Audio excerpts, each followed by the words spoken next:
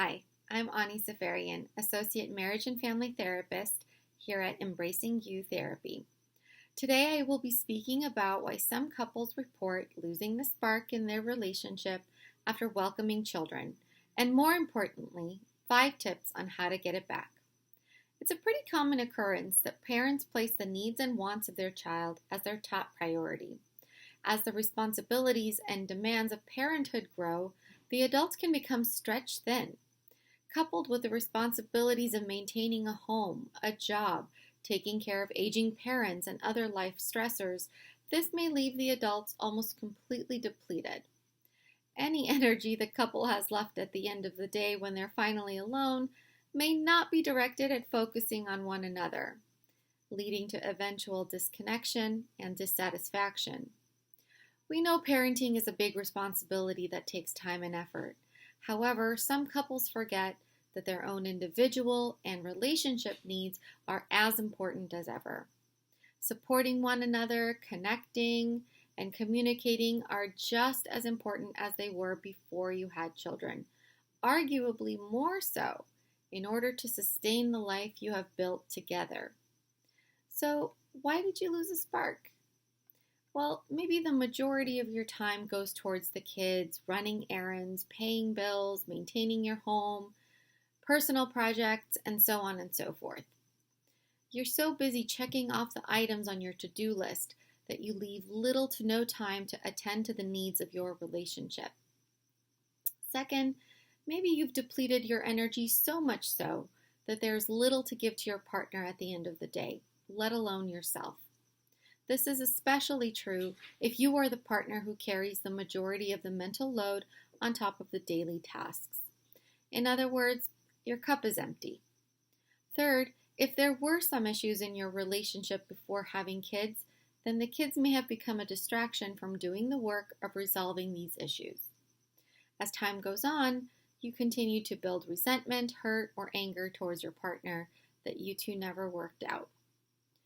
You tell yourself whatever you have to in order to avoid confronting these unresolved issues, but eventually they catch up with you. So how did we get here? Well, you fell into a pattern of behavior that is no longer working. But there's hope. No matter how long it's been going on, the plan of action is the same. Identify the problem, take the first step towards changing it, and be consistent. You might worry that you're powerless to make changes in the relationship because you are only one of the 2 people who are involved, but that's not the case. The first step to change starts with you. You know yourself best. You know how your thoughts, how you feel, if you're hungry, tired, angry, and so on. You have to take a good hard look into how your days are structured in order to prioritize your physical, mental, and emotional needs. Are you sleeping well? Are you eating nutritious food and drinking enough water? Do you have enough alone time? Or do you see your family and friends? Do you get regular exercise or get out for fresh air? Do you have a hobby or other creative outlets? Ask yourself if you are getting everything you need to be healthy and self-supporting. The second step is to restructure your priorities. You come first because you can't pour from an empty cup.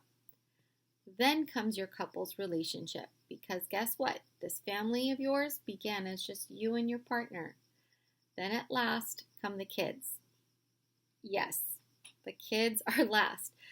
Yes, they need lots of time and attention because they aren't yet self-sufficient. But this doesn't mean that you don't take your children or their immediate needs into consideration. This means that you plan your days to be able to be your best self, rested, present, moving with clarity and purpose.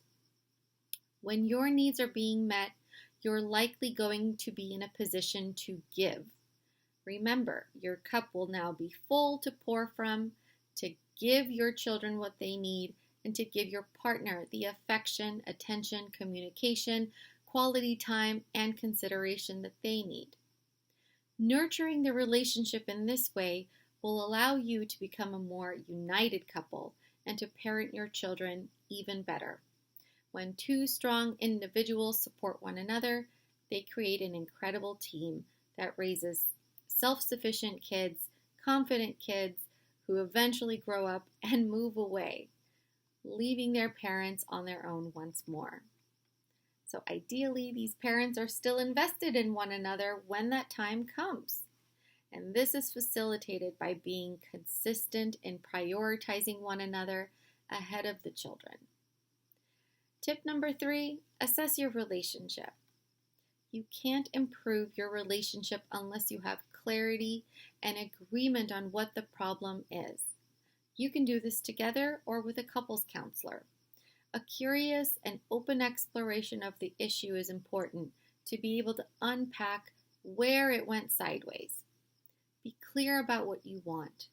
Instead of leading with negative statements about the relationship, choose a positive goal to work towards.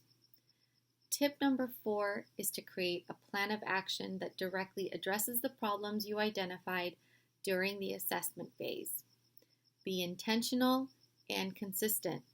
Talk about what, quote-unquote, more quality time or better communication or improved physical intimacy is going to look like, step by step.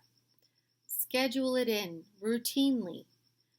Remember, you're working to break old patterns of behavior, which will require a commitment, but that doesn't mean you can't make it fun.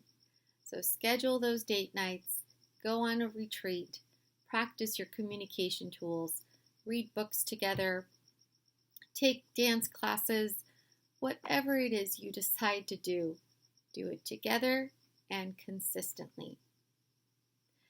And tip number 5, don't give up. Change takes time.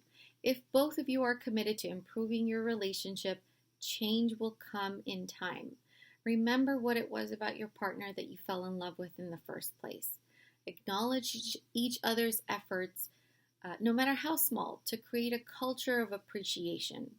Remember to revisit goals and to reorient yourselves when you get off track. Life throws us curveballs sometimes, so it's important to remember to be proactive by making adjustments to your plan of action if and when you can anticipate them. To sum it all up, create habits that support your goals.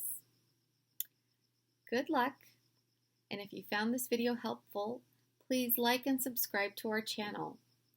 Visit our website, embracingyouTherapy.com, for more information and find out how to set up a free consultation with one of our therapists today. Thank you and take care.